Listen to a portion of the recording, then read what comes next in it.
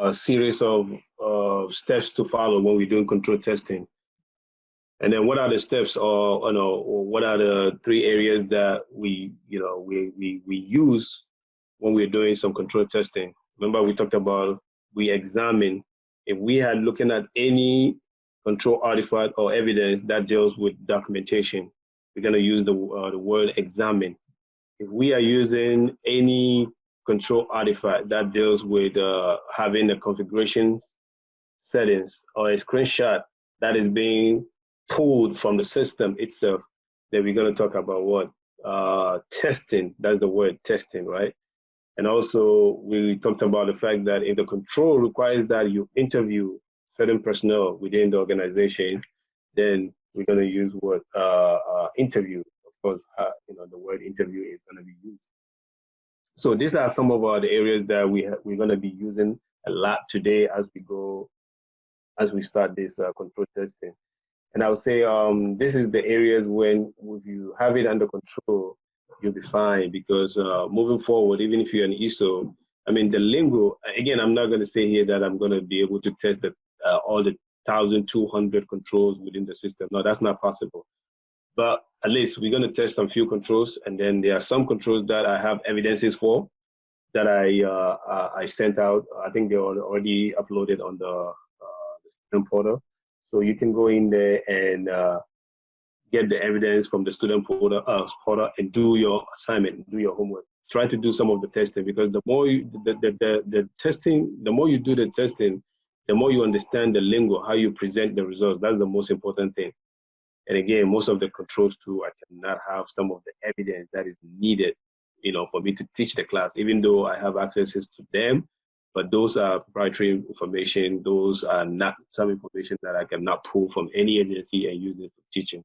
So that's a disclaimer right there. So for the most part, what I use is I try to go around, within my own little lab environment, and then whatever I can find online, I use those as evidence, because you don't want to be using any government agency material for teaching without authorization. That is a no-no. All right, so that being said, so this is what we call the test case, or the requirement traceability matrix.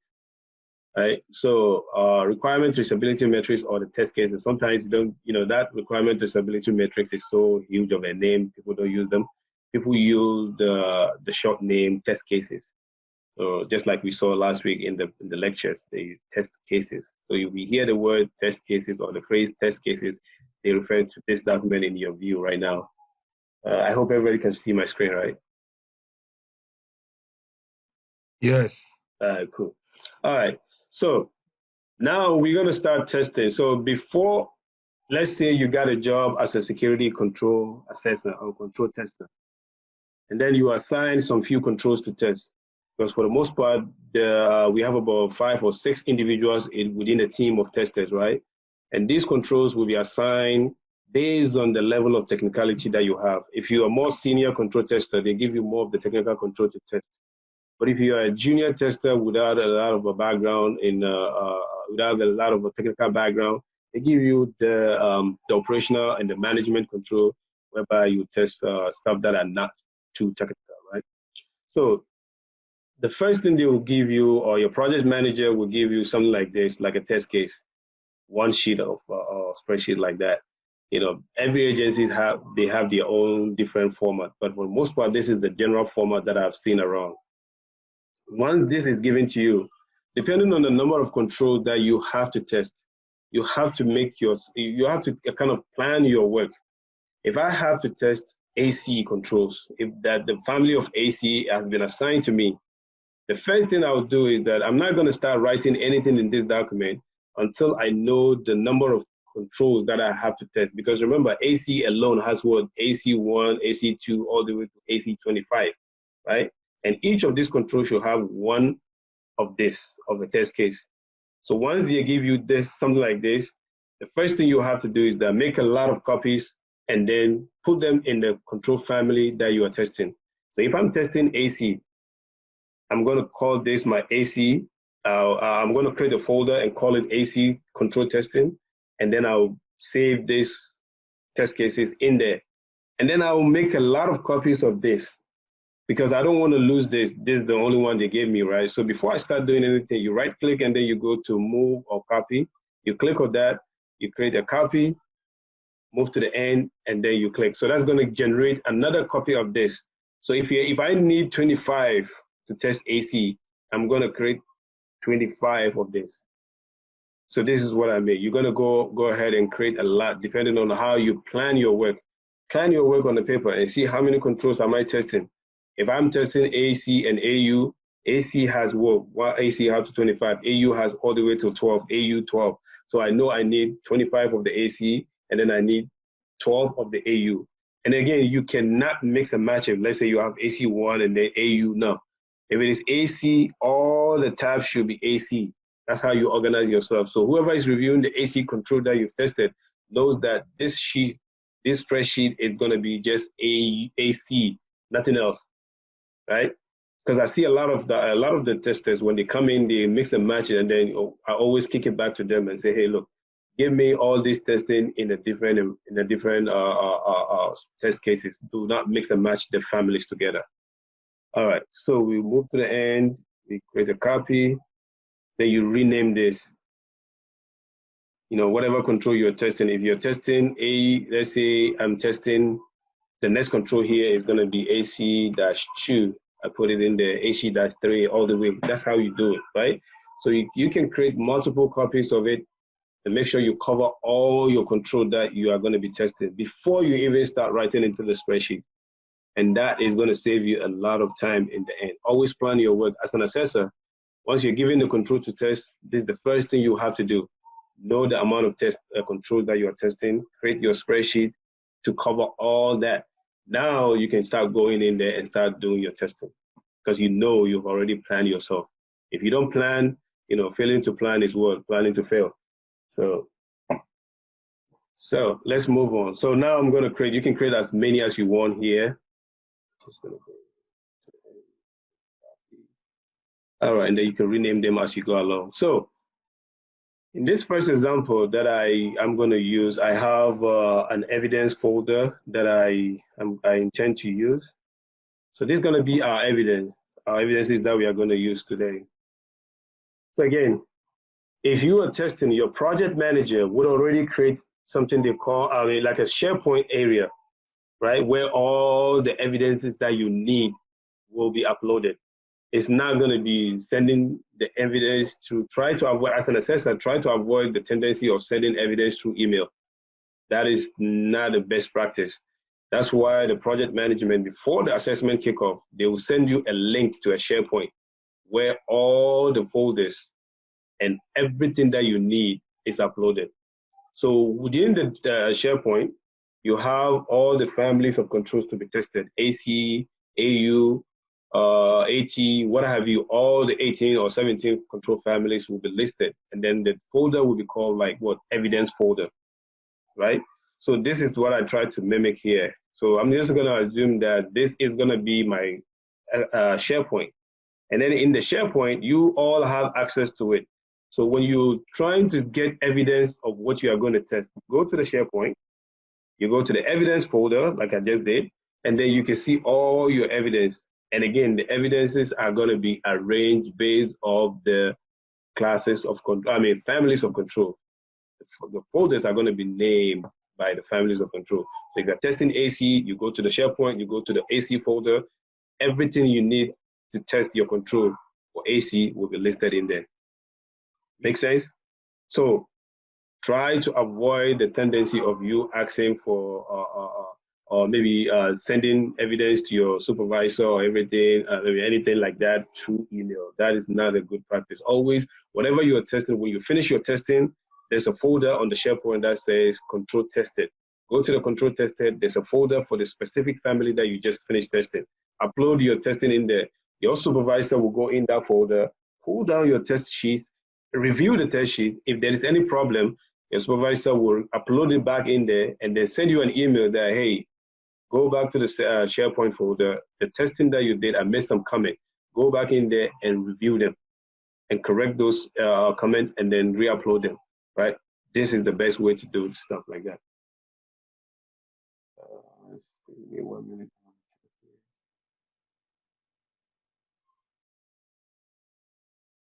Yeah, so SharePoint, share drive, SharePoint is like a site. So the SharePoint is where so you can call it a share drive, but people call it SharePoint as well. So SharePoint is just like where I think that's the common name that I've heard so far. They call it the SharePoint. It's just like a site within the organization where they share information and share folders and share documentation, stuff like that. All right, cool, thanks. All right, so moving on, these are my evidence. So I'm going to create my template based on the fact that I have these few evidence because, like I said, I don't have a lot of the evidences. Some of the evidences that will suffice for us to do training with are like proprietary. I cannot review them.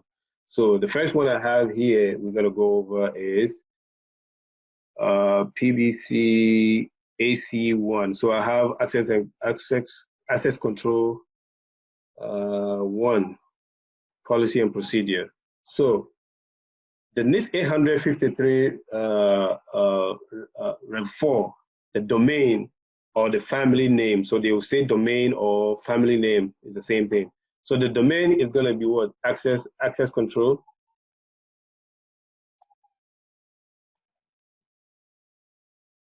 Access control.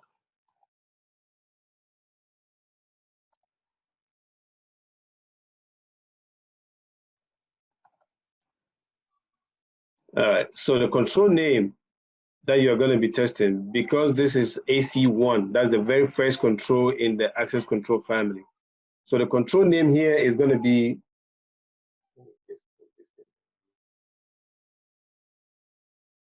the control number, sorry, is going to be AC-1.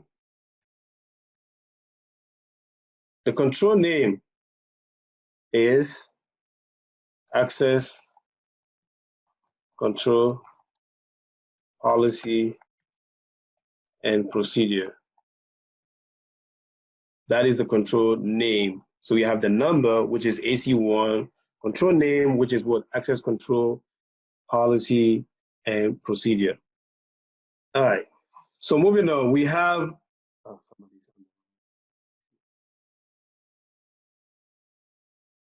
right. So moving on, now the control activity is going to be, what are you testing? What is the thing that you are looking to see that organization implement?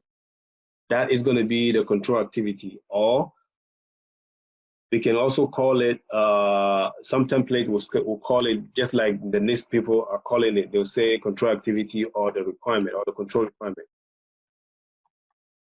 So they're all the same, right? So just so you know, if you see control activity, control requirement, this is the 853 revision 4, what the control is doing. So we're going to navigate to AC1.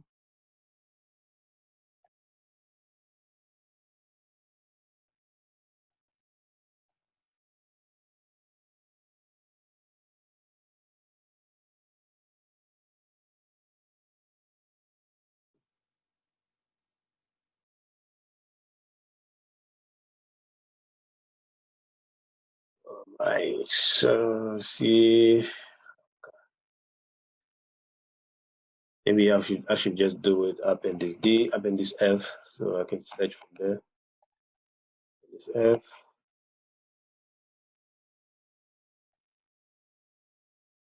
All right, the control catalog will list all this. So we have our AC1.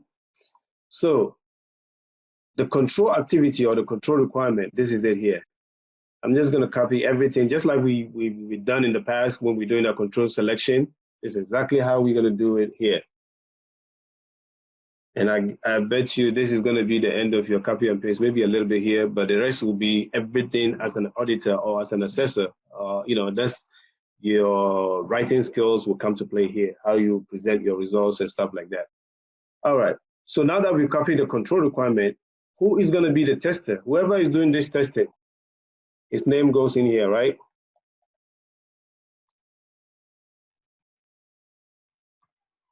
The date of the testing, today's date or whatever day you're doing the testing, it goes in here.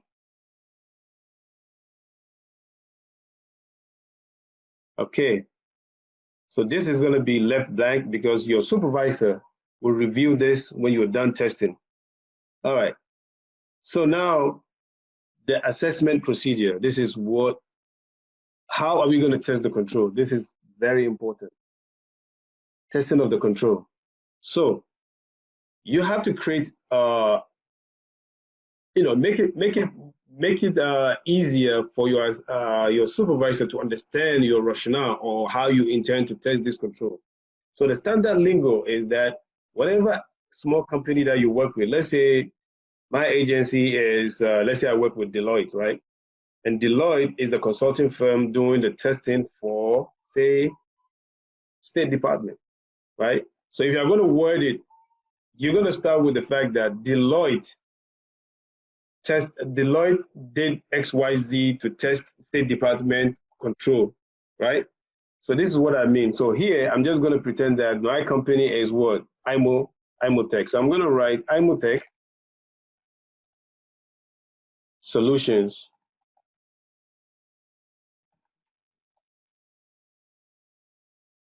IMOTech Solutions obtain. Somebody said the line, sorry guys. So IMOTech Solutions obtain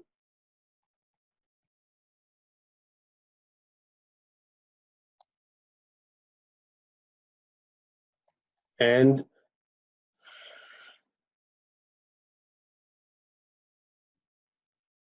the language should be IMOTech Solution obtain the access control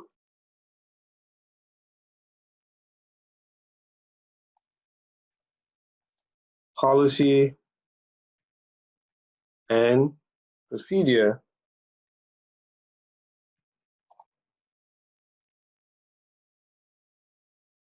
from for the whatever company that we're working. So we're going to assume that we're working for IMOTech is testing control for DEE, our imaginary department, right? Our agency. For DEE,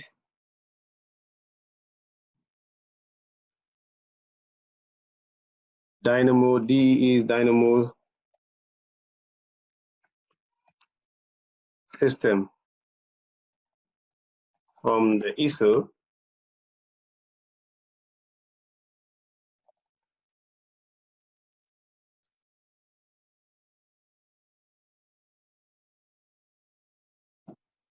the language here should be examine to determine if the organization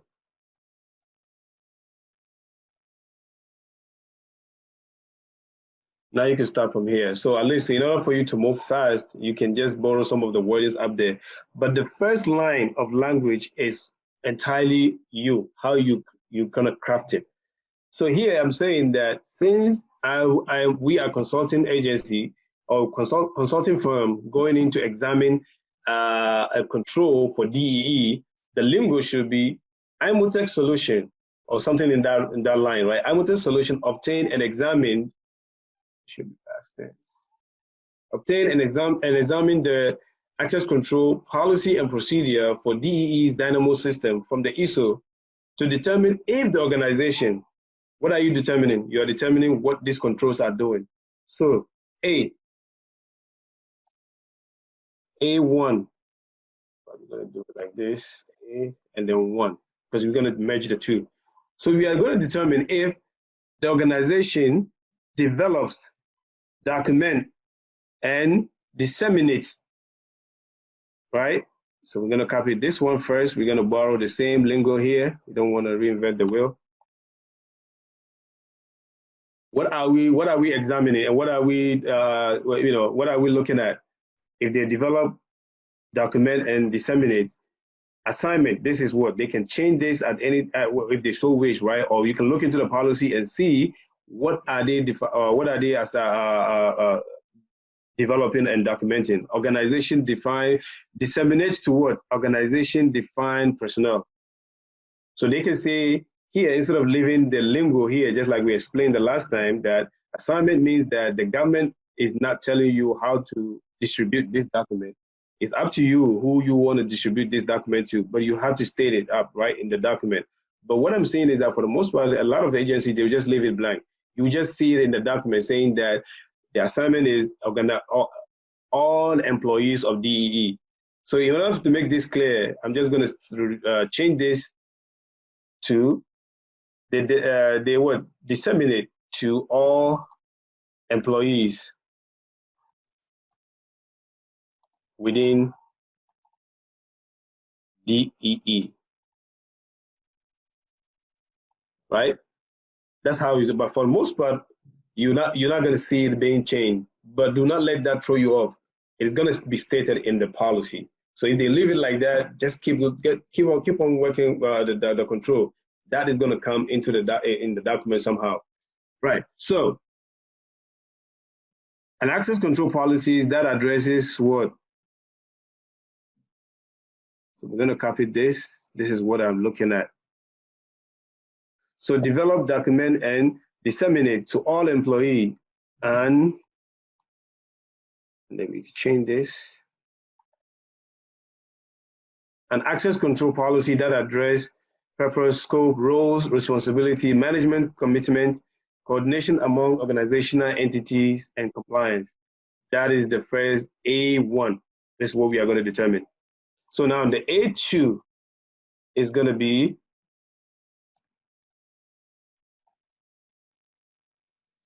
we are going to determine that we are going to do the same thing. We're just going to read it in our mind to determine if the organization develops and documents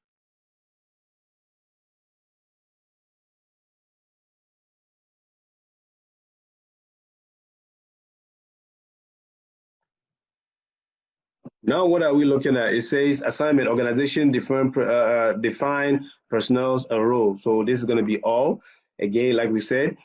And then the number 2 is going to be procedure to facilitate the implementation of access control policies and associated access controls. So we're going to copy this, and then we're going to determine in our evidence if they have all of that in place.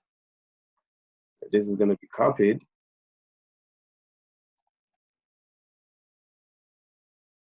Again, I'm not going to change this just so you understand that we can leave it like that and still go ahead with your testing. But if you have it changed, it's going to be something like this, what we just did here. Determine if they send it to all DE employees. All right, so moving on. Now we're done with this A part. Now the B part is saying, you determine, yes, sir. Yeah, you have written both the A and the B together. I didn't get that. You see the A say develop documents and disseminate. Uh-huh. But when you were selecting, so we have A1. A1 right. Access control policy addresses purpose, scope, and roles. Right, so that's the A1. Yeah, and the A2 is procedure to facilitate the implementation of access control policies and control. And associated access control, right? Yeah, but when you come to the assessment procedure, you wrote the A as develops documents and disseminate. And the 2 is develop documents and disseminate at the same time. Right, because remember, this is the big header of the control, right?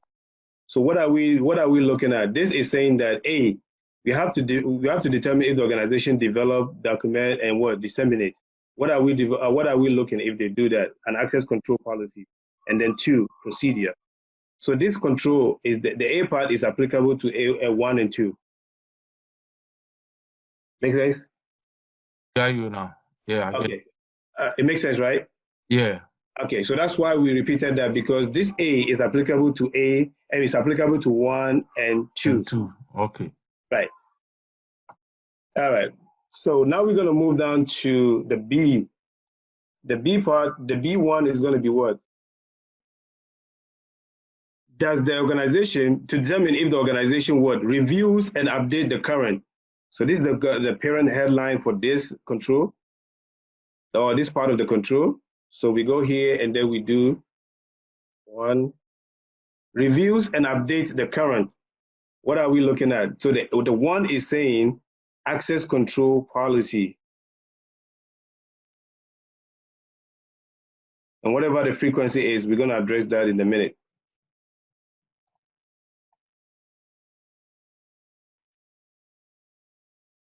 Reviews, access control policy, and then the assignment. Because the government cannot tell you how often you should review your controls or you should review your document, this is left for you to fill in the blank. So let's say that for the most part, access control policies are being reviewed annually. So here, if the ISO is not a lazy ISO, he would have addressed all of this assignment already to make the work of the assessment team easier. But if the ISO did not do that and then he just left the control like this in there, the document is what we are going to fall onto. The access control policy and procedure that they give us as an evidence, that's what we're going to fall onto. But let's say the ISO did a marvelous job of changing this assignment. So the assignment here is organization defined frequency. So the frequency is what? Annually. Let's assume that is annually, right? That's what it is. It has been changed for us. So we know that they have to review the current access control policy annually. That's the B1 part of it. So the B2 part of it will be B2. What is this control saying? Reviews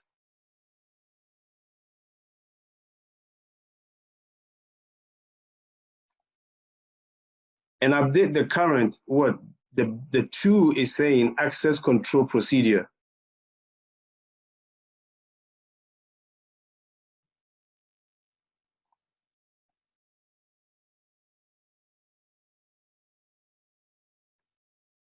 And then organizational defined frequency, probably going to be the same as the policy. So this is going to be annually. And again, I keep repeating this. If they do not change it, do not let that alarm you too much, because you just copy whatever they have in there. And then once you start testing, that's how you start reviewing to see what frequency they've established. All right, so now that we kind of have the baseline like this written down, now we're going to start testing, because you have to really show your supervisor or the client what is the procedure, how did you test the control, and this is what this part is saying. So IMOTech Solutions obtain and examine access control policy and procedure for DEE's Dynamo system from the ISO to determine if the organization A, blah, blah, blah, you read it, right? And then here is saying, and then the second part is saying, how often do they review this documentation? And that is exactly what we are going to find out. So now, what you are going to do is that you go back into your SharePoint. So let's assume this is going to be our SharePoint or share drive, depending on the lingo, how they call it in your environment, right? So you go in there, you're looking for access control policy and procedure, the evidence that was submitted by the client for them to prove that they are actually doing the AC1 control that the government recommended. So this is a control that I found online. So you're going to go to the SharePoint and go to the access control folder, navigate to where you have your AC1 evidence, you click on it. And again, before I click on it, you see where it says PBC? That's how, for the most part, we name evidence, depending on how we receive them. So you're going to see that PBC number 2, PBC number 10, PBC number 100. This is how the controls evidences are being submitted. If I'm the project manager and I'm testing the controls for, let's say, State Department, I'm going to send them all my control evidence requirement that I need for my team to test the system. So I'm going to send them PBC list, the complete list of everything that I need for them to submit it so we can test our system. So once they start giving us, they're not going to give us all the evidence at one point, like one shot. They say, okay, this is no, they're going to give it to you in bit by bit, right? So when they start sending them to me, I'm just going to be naming them by what? PBC, provided by the client. So the PBC stands for what? Provided by the client. Hey, Kamil, I'm sorry. Oh, okay, yeah, good. Okay, I just saw the question. All right. Hey, Kamil. Yes, ma'am. Are you able to send me that PBC documents in the email? Because it's not allowing me to open it up. Okay, so the one that we have on the folder is not, you can open it?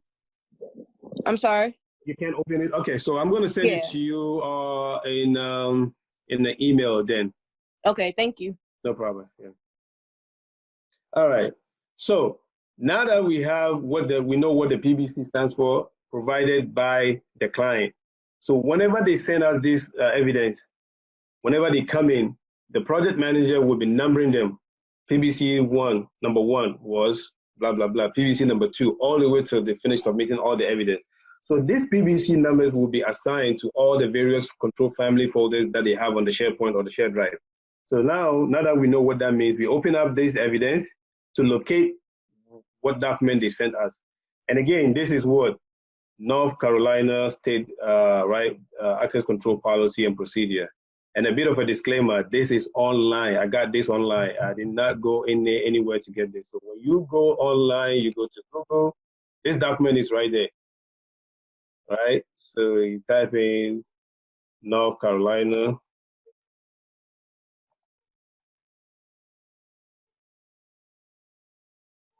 You're gonna see this document here. What's the name of the document real quick?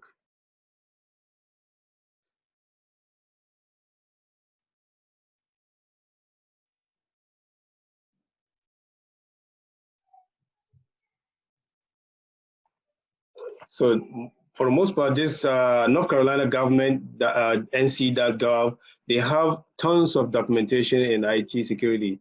And for some reason, they're all online. So if you really want to know some of these some of this documentation, you can check them out, and then you see all this documentation. So this is exactly how I got this. I got it online, and then it was like perfect for me to use as teaching material. So that's why I copied that. And then I went through them, and then I highlighted some of the things that are going to be important for us to understand how you examine access control policy.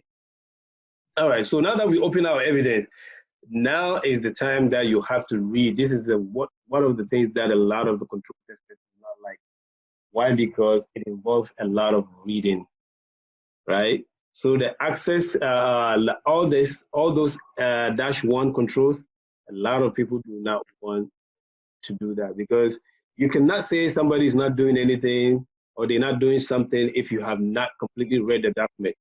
That makes sense. All right, so now what are we looking at? The first one is saying that we are going to determine if they develop and then they do the nice stuff, they disseminate to all employees of DE and access control. That addresses what purpose, scope, roles, and responsibilities. So let's look at that. Does this document address what purpose, scope, roles, and responsibilities, right? That's the first thing we're going to look at.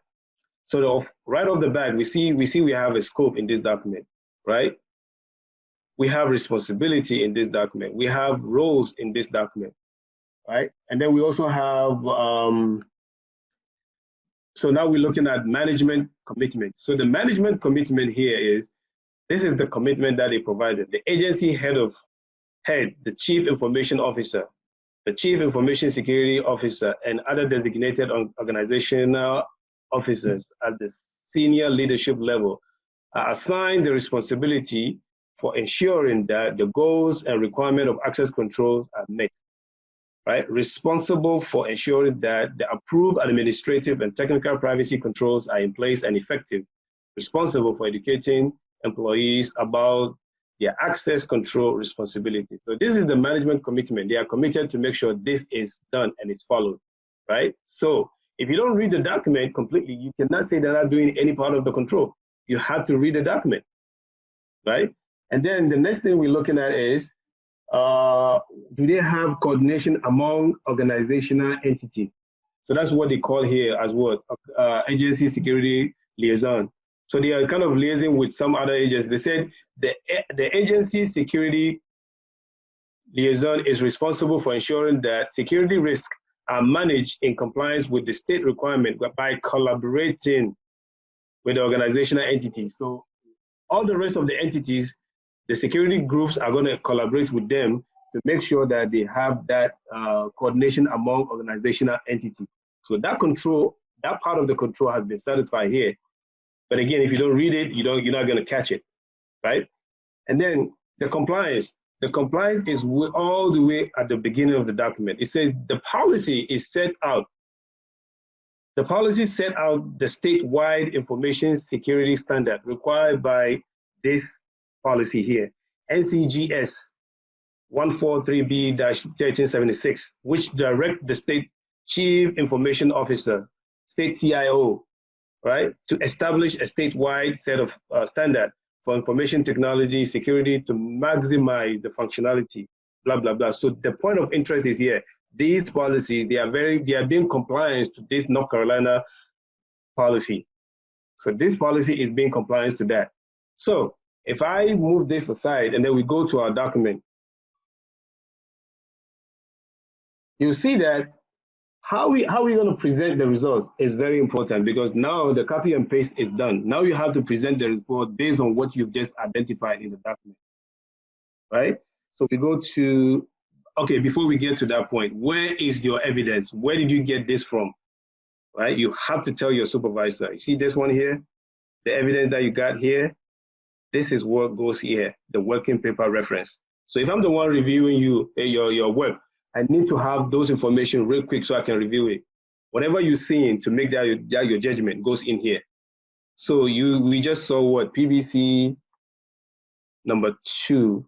So this is what goes in here. PBC number 2. And what is this? It was AC-1. And it says that it was SCIO, access control policy and procedure. And you could throw in the name of the document in there. Finish. All right, so this is your reference. So if your supervisor who is reviewing this document, before he gets to your answers or your recommendation, he needs to understand how did you come by that conclusion. And this is your work paper reference. So this is your evidence. So now we're going to write our assessment results. So number 1, the A1. No more copy and paste, folks. So now you have to create your own words, right? So how are you going to write that? We're going to say whatever we did per examination, because it's a document, right? So we have to examine the document. We read it and then we examine it. Per examination of the access control policy and procedure,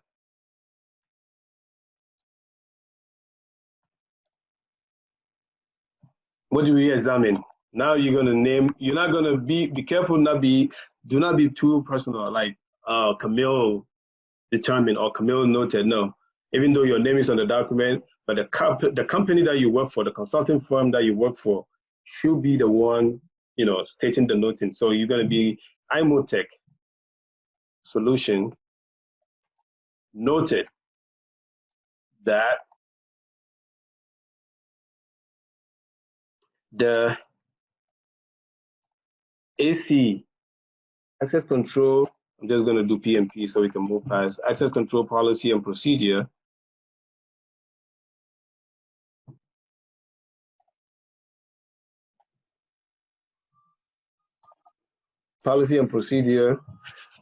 noted that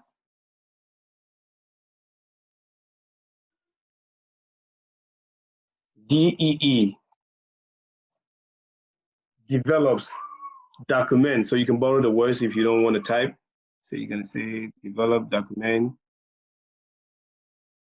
Okay, we didn't verify if they actually did to all of that, but let's copy it first.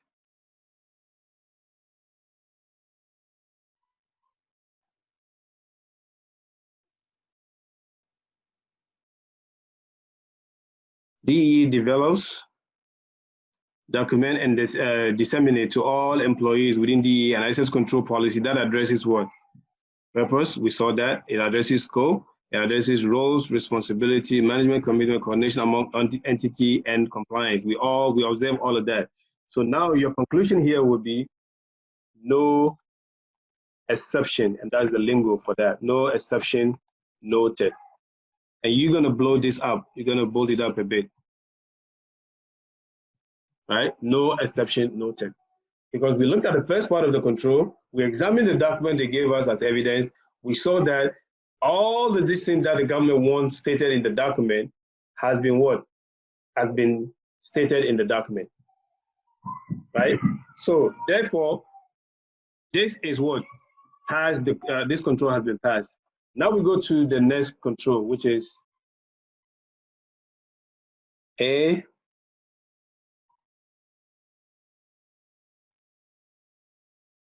A2. So what we're going to say, we're going to say the same statement per the examination. Try to give some space. I think that's the requirement. Yeah. Per the examination.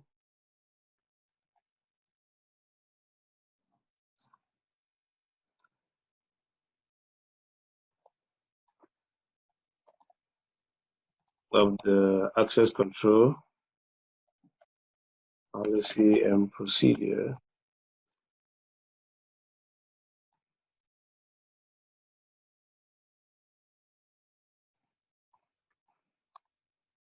IMOTech noted that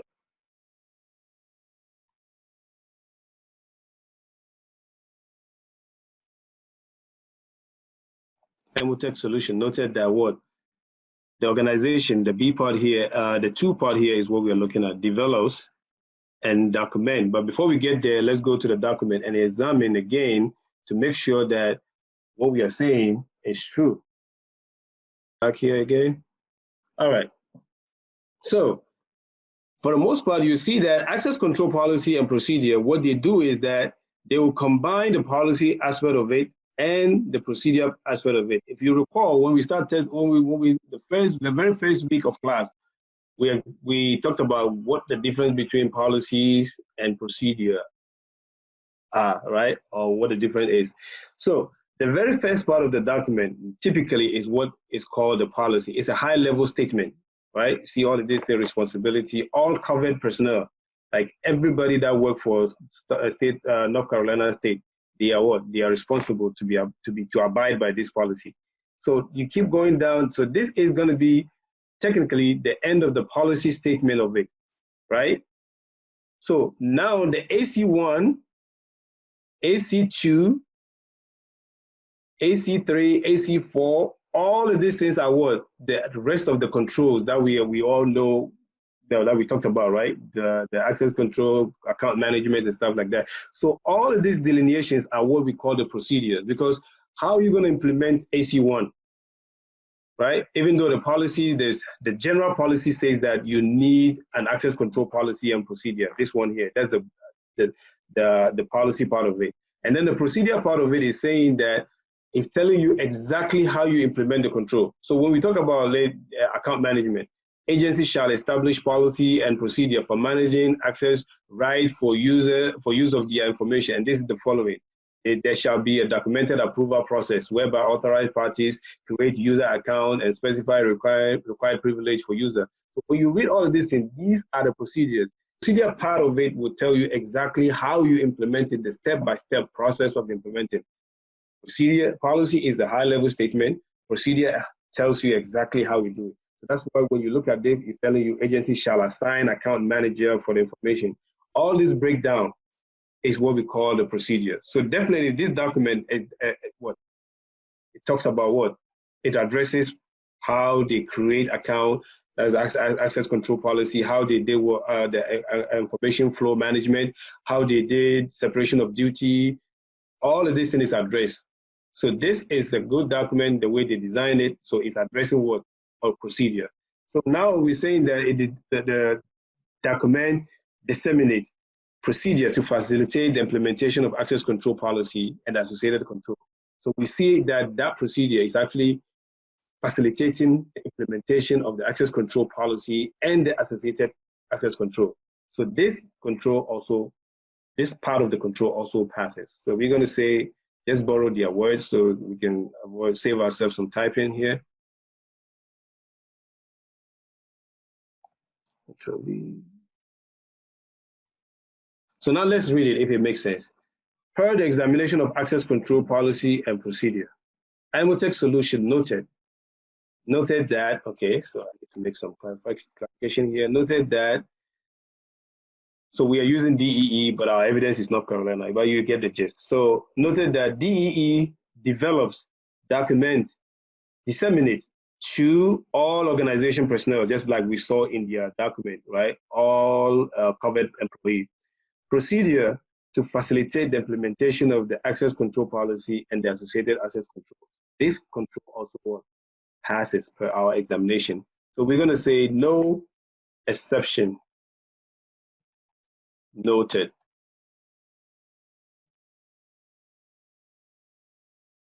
You bold this part as well. All right, so we're done with 1 and 2. So now let's go to B. B is pretty straightforward. It's not going to be a lot of explanation. So we go to B, 1.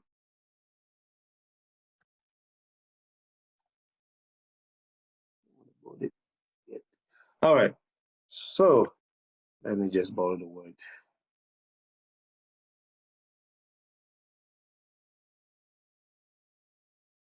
Just gonna borrow this. All right, but before we write our conclusion, let's go back to our document and see what exactly are we looking at. It says B, reviews. You are determining if the organization reviews and update the current access control policies annually. So we're gonna go into our document real quick.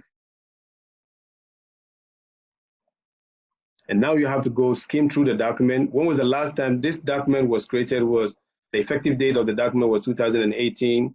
It was last reviewed this year in February. This is pretty new and it's still online. Okay, so this was reviewed in February this year, right? So you know this document is current. They review it. They actually reviewing it. But what is the procedure? What is the frequency of review? The policy should tell you that. So you have to read through that. So when I read it, I realized that the frequency was stated here.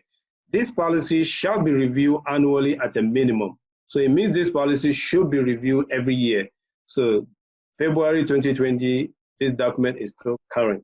There is no exception noted here. Let's say if this was 2019, then it is past February 2020, so it would have been expired, or the document would not be current. So this control would have failed. But here, this control is still valid. So per the examination of the access control policy and procedure, IMOTech solution noted that DEE reviews, just going to borrow that statement here. That's why when you craft a good procedure, you can always copy and paste your procedure.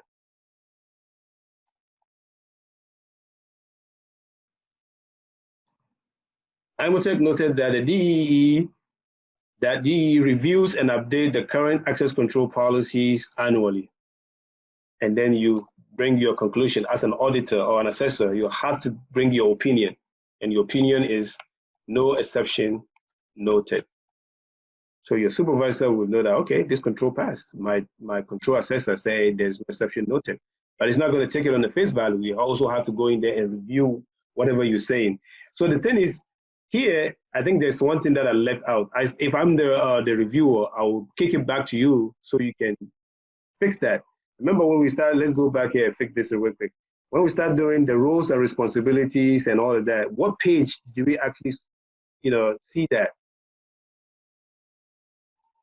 Because your supervisor wants to go in there and also review that. So you can say page,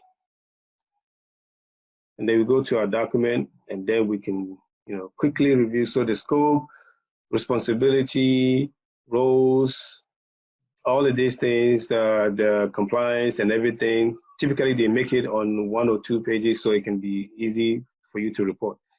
So we have some of it run through this a little bit. No, I think everything stopped here. So what page is that? That's page 1. So page 1, we pretty much saw everything that we needed for that one.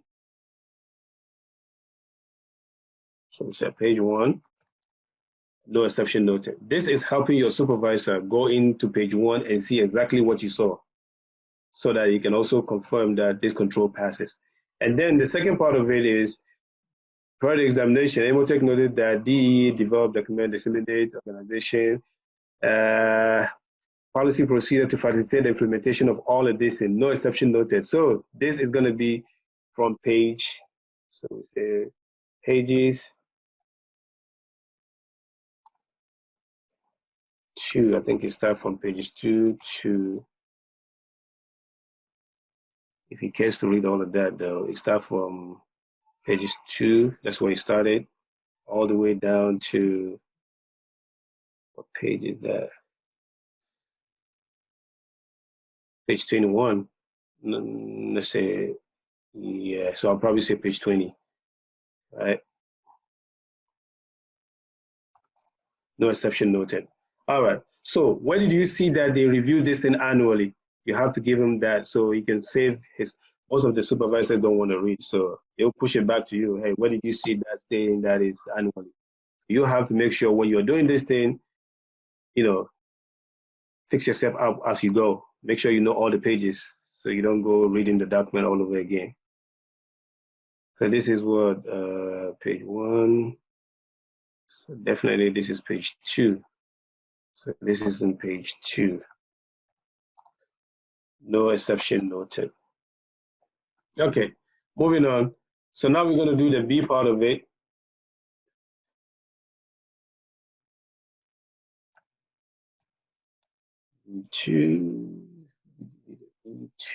B2 part of it. Sorry, guys.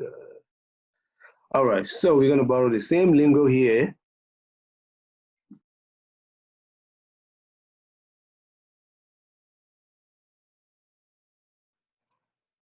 We'll update the current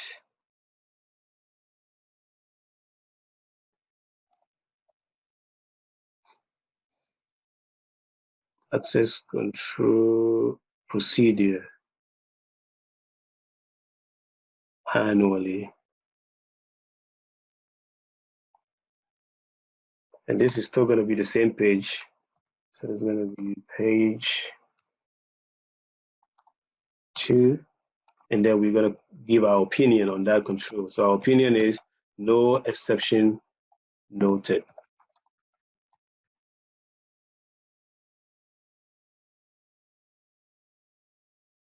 All right, so this control, you finished testing this control, right? But here it says issues. Did you find any issue with this control?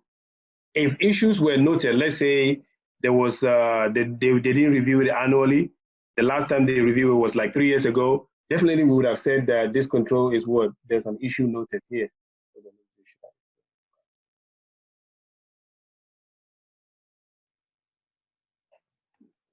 Yeah. Yep. All right. So before then, you see here we have issues, right? Do we identify any issue in this? We didn't identify any issue. So we're going to say no issues noted. And then the last one is, was the control satisfied? Because we didn't find any issue in all the controls, we're going to say fully satisfied.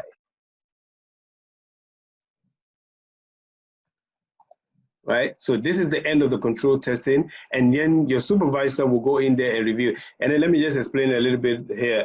So if there was anything, let's say one of the controls, everything here was perfect, but the review part of it was not reviewed. So you're not going to say the entire control failed. They have roles and responsibilities stated and everything, but they just need not review it in the past 3 years.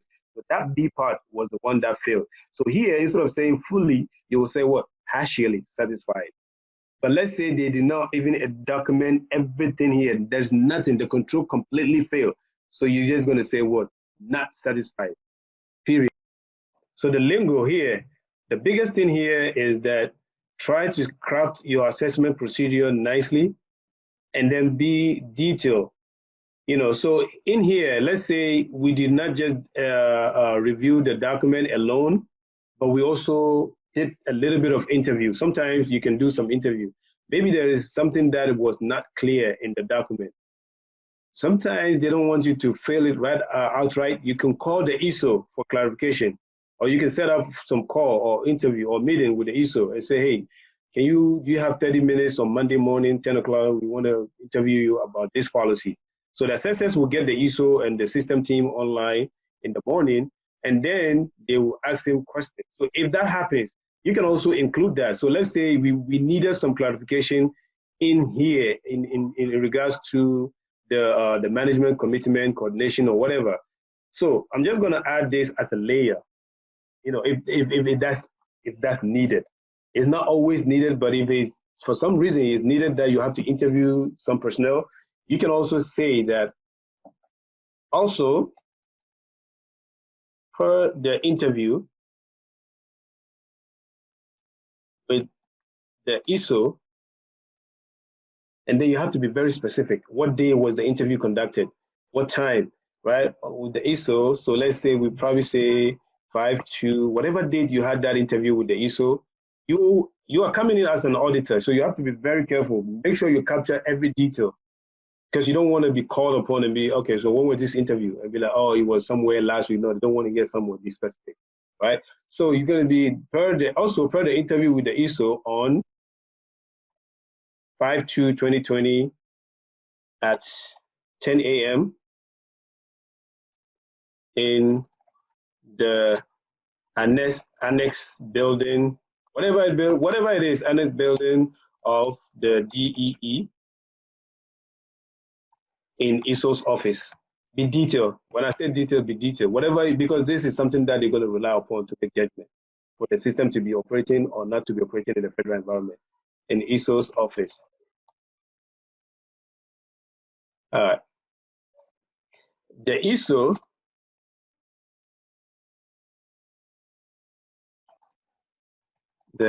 ISO noted that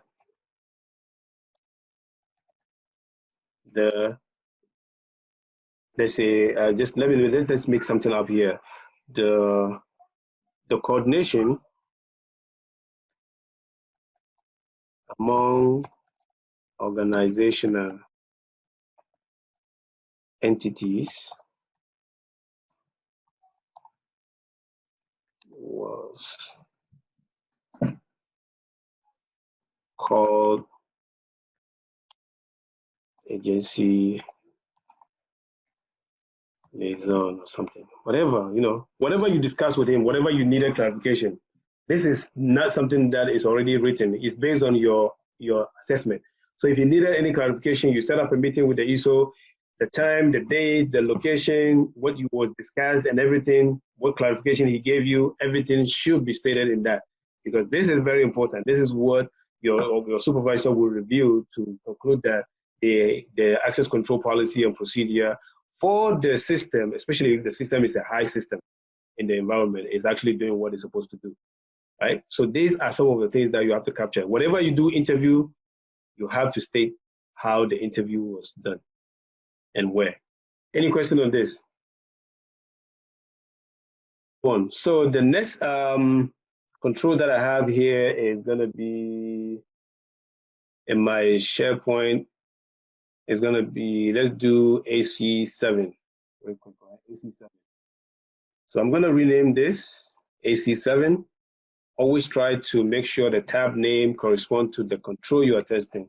It's very, very important. All right, so we're doing the AC7. What is the family? Let's move faster here since we understand everything here. Access control.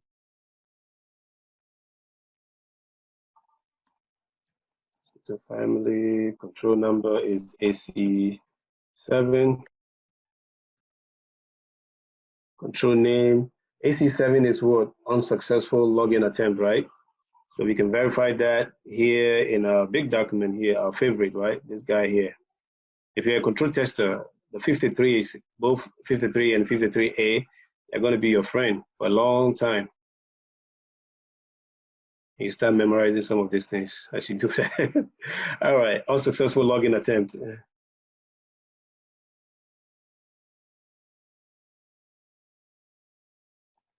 All right, what is the control doing?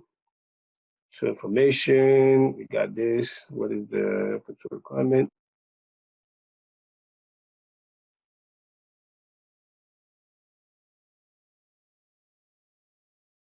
So V, all right, performed by your name, go in here. Date that you tested that control. And try to avoid backdating or fast forward dating or whatever. Just make sure whenever you're doing the stuff is when you write the date in there. because it helps the project management in determine like how long you spend on each control or how many days you spend on a control. All right, so the information system enforces a limit, right? Assignment, organizational defined number. The number is whatever the organization determined. But the most common one, the best practice is what? 3 consecutive time, because the AC is talking about if you enter the wrong password 3 times, the account gets locked out, right? So the most common number is 3 times. All right, so now how are you going to do the testing? Very important. You have to craft our statement. If you craft a very good statement, okay. If you craft a very good statement, it helps you in writing your conclusions or your result, your assessment result. So here we're going to go to Imotech solution, obtain the Dynamo. Let me just put it that way. The Dynamo system configuration management. Let's see. Settings here. Let me do settings. Configuration settings for the unsuccessful logon attempts from the system. System admins. I think that will work. System admins. So what are you do? Why did you obtain that? To determine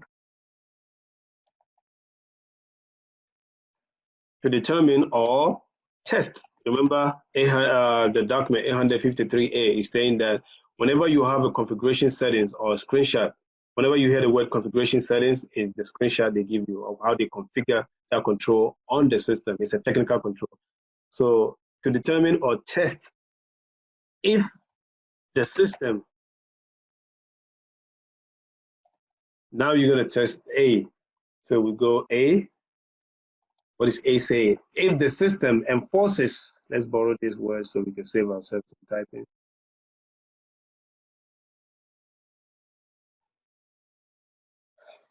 To determine or test if the system enforces a limit. So if you get a good ISO, maybe they've already changed this thing to a limit of 3 consecutive invalid attempts by a user during the whatever time period. For the most part, this is 15 minutes. If you enter within 15 minutes time period, this is set in such a way that no brute forcing can succeed. If you enter, let's say, wrong password now, the second time, it locks you out. You cannot do any operation again until your duration is complete, which is like 15 minutes.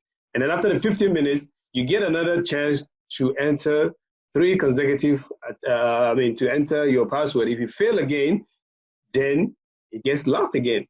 So some system, because if they are high system, they don't want brute force attack. If you lock yourself out, let's say you did it 3 times and then you get locked out, you waited 15 minutes, you tried again, you get locked out, they have a threshold for that they will just not, you cannot, the 15 minutes period is not going to work again. You have to call the help desk for them to verify your info and then unlock your account for you.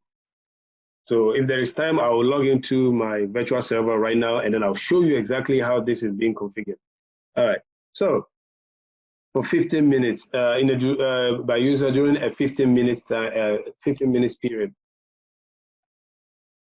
time frame, that will be more time frame. Okay, so the B part is saying, let's see, B, the information to determine if the information system,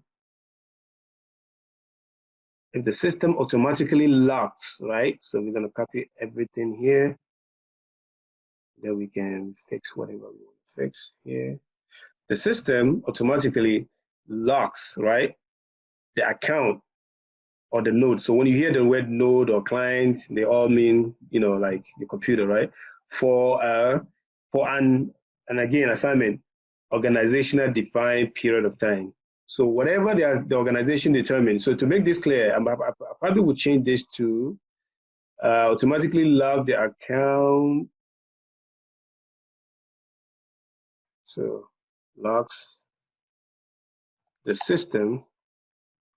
Let's see the system.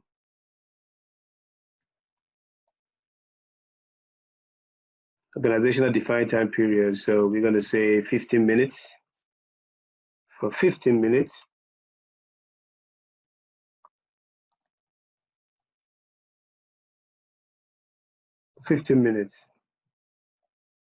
Or lock the account until released by an administrator. That is the help desk guys, right? Delays next logon prompt according to an organizational defined delay algorithm. So whatever delay algorithm they have, just like I explained to you, if they have a 15, 15, 15, and then you exceeded 315 time period, your account cannot be unlocked by waiting another 15 minutes. You have to call in for the help desk guys to actually unlock your account for you. Somebody has a question? Thank you. Read it again. Automatically lock the system for 15 minutes, locks the account until release, or maybe if you add something like this, or locks the account or node until released by an administrator. So whichever one is applicable. If the 15 minutes is what you decided to do, you wait 15 minutes, your account unlock itself. If you want to call in, the help desk guy can release your account. Make sense? Yep, got it. All right, cool. So let me see if I can explain something even before we go. Let me open up the server real quick.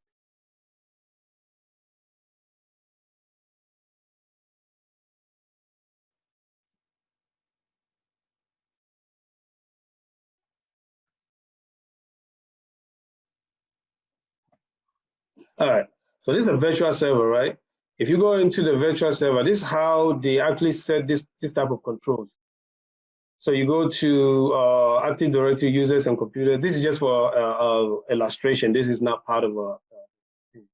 So let's say I want to create an account. I have this account here. You know, I just created some of these names by default, right? So I have this name, this account here, and then I don't know the password, right? But to show you how this whole thing works, I have a computer that is joined to this server. This computer here. These are all virtual machines. So instead of using dev code, this is the users within my my server, within my domain. This is called domain controller. So instead of using the right password, I'm trying to guess his password 3 times and see if he's locked. Hopefully I said that in there. What is it? Okay, so you see the reference account is currently logged out and may not be logged on to. So now it's telling me that the account has been locked. So it means I can wait whatever time period I set on my personal server, just like I'm showing you here. Or if Dave Cole cannot wait, Dave Cole can call in the help desk and say, hey, I locked out my account. And if you're a help desk person, the only thing you do is that if you, let's say you don't have this preview here, you have hundreds of users, you cannot go through them one by one and look for Dave Cole.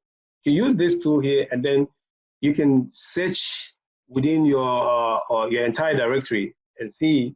You ask, that's what the help desk people are doing. They say, what's your last name? Right, so the guy will just give, oh, my name is Dave Cole. And you can just write the Dave Cole here, and then you find. So if Dave Cole exists within your organization, you're going to see him here. This is how they're going to do it. They right click, and then they'll go to reset password.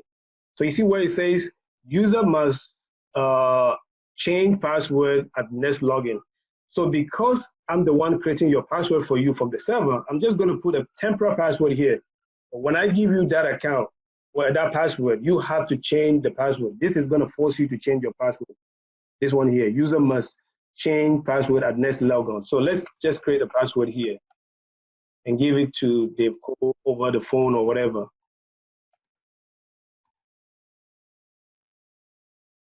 Right? So it says the password for Dave Cole has been changed on my server, right? So now let's just get out of the server and go into the computer that was joined into the server. I have a Windows 10 machine that is joined into this virtual server. So when I go in here, I'm going to enter the password that I just gave Dave Cole. And look at what is going to happen. The user password must be changed before signing in. So these are some of the things that you put in. And then because that's why when you are, what I'm trying to point out here is that when you are doing this thing, you're not going to go around and say, okay, you have 100 computers within your environment. Give me the screenshot for all the 100 computers. Now, because all these computers that we use at the environment, they are joined to a domain controller. They are joined to a server. So one GPU is affecting everybody. So once you get one screenshot, that should be enough for you. So here, when we try to change the password, we have the old password that we just entered. We're going to enter whatever password we want to use.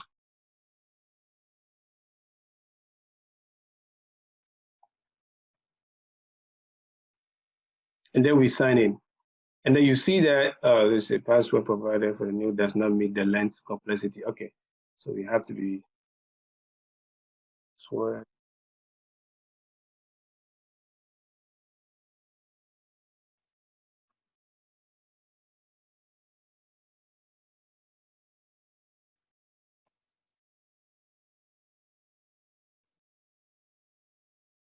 Hopefully this made the change. Okay, so now it's gonna, your password has been changed. So this is how they actually control this kind of thing. So when you're looking for evidence, so now that we understand how the whole process works, you can either wait 15 minutes or you can call in the help desk and then the help desk will change your password for you.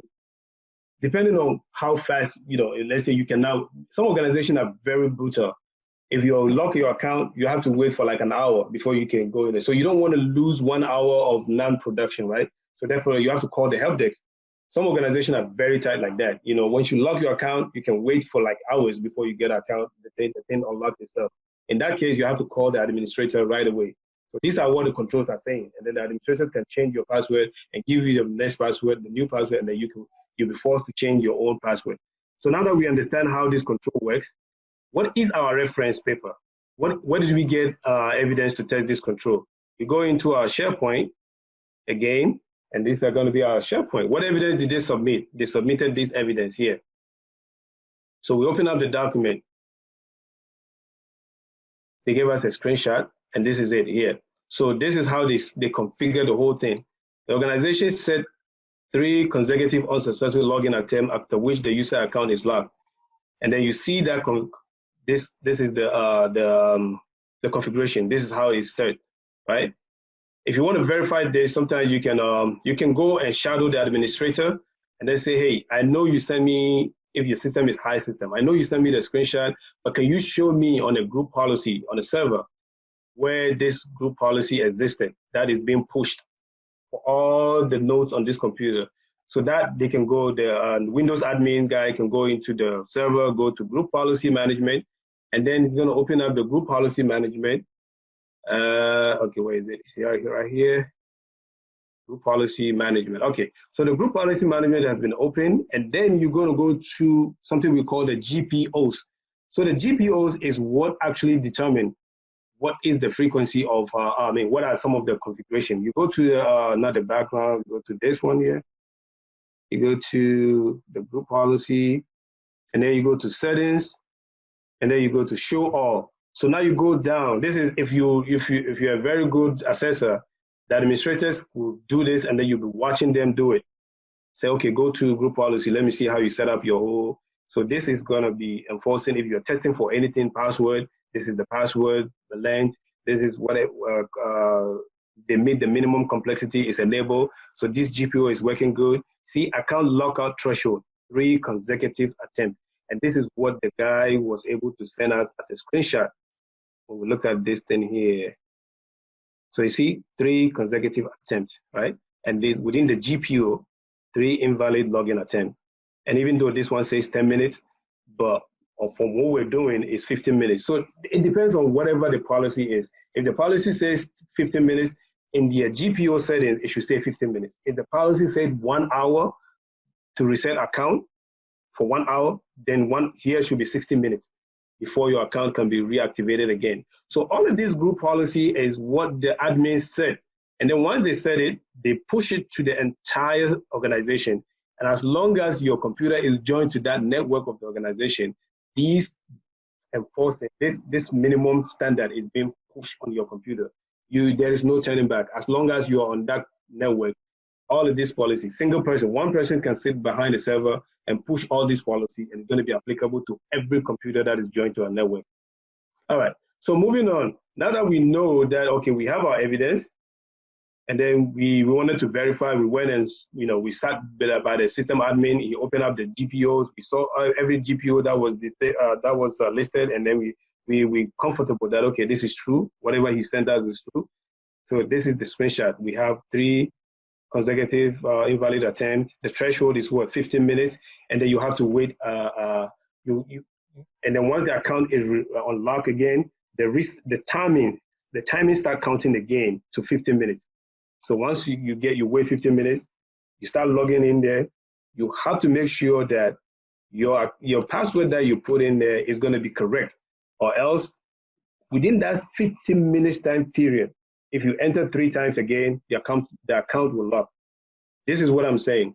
I know I have 15 minutes to enter the right password. So if, let's say, I enter number 1 password was wrong, number 2 was wrong, and I say, okay, I don't want to take a guess again, because if I do that, I'm going to lock my account. So I'm going to wait.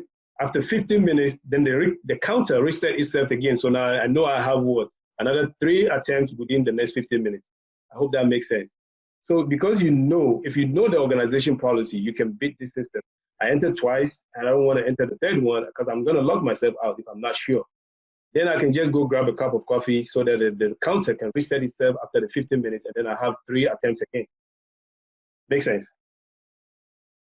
All right.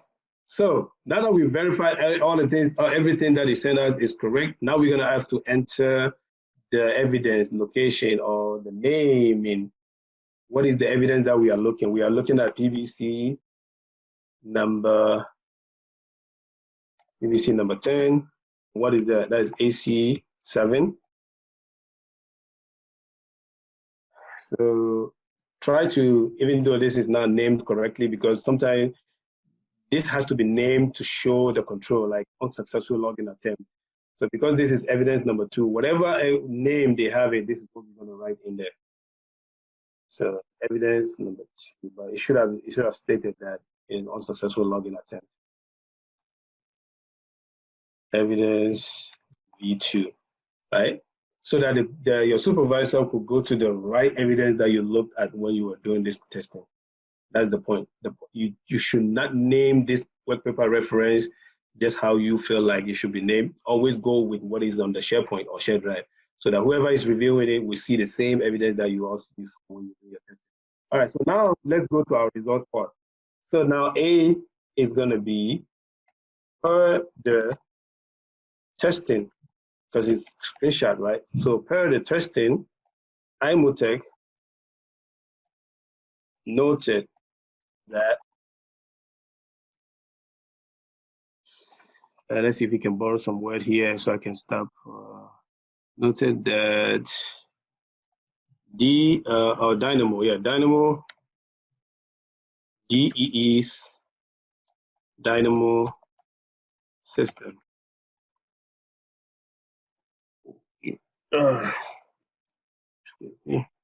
enforces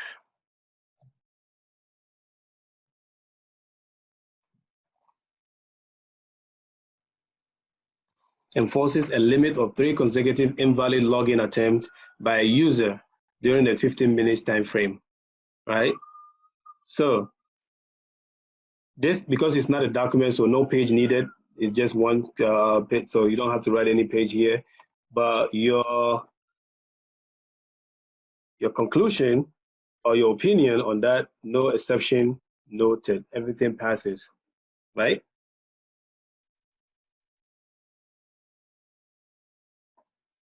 All right, so I'm just gonna try to make one control fail, so we can just see how we're gonna write that as well. So here, the B part is saying,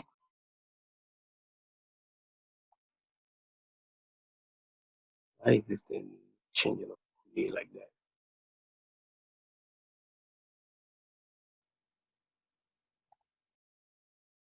All right, so the B part is saying, let's just take this bold out.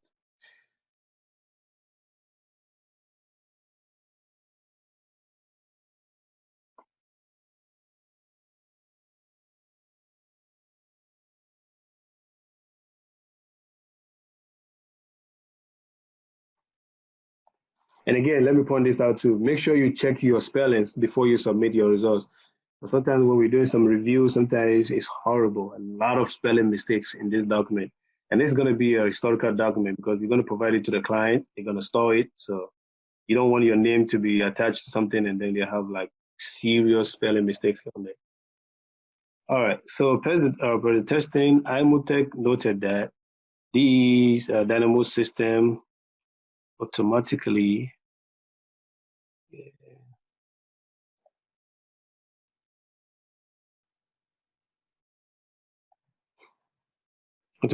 locks the system for 15 minutes or lock the account or node until released by an administrator or delay the login prompt according to assigned algorithm. So whatever algorithm they're going to decide, so that's what it is.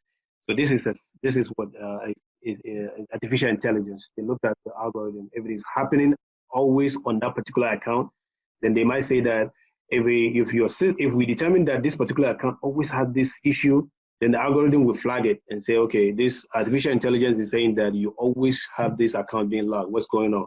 So now they're going to block it and then they do an investigation. So whatever algorithm they have in place, that's what they're going to put here. All right. So this, I don't think I can make anything. Maybe I'll make the next controls somehow fail. So we see how, because we examine this and everything is working fine. So here our opinion is no exception. And this is the lingo, no exception noted.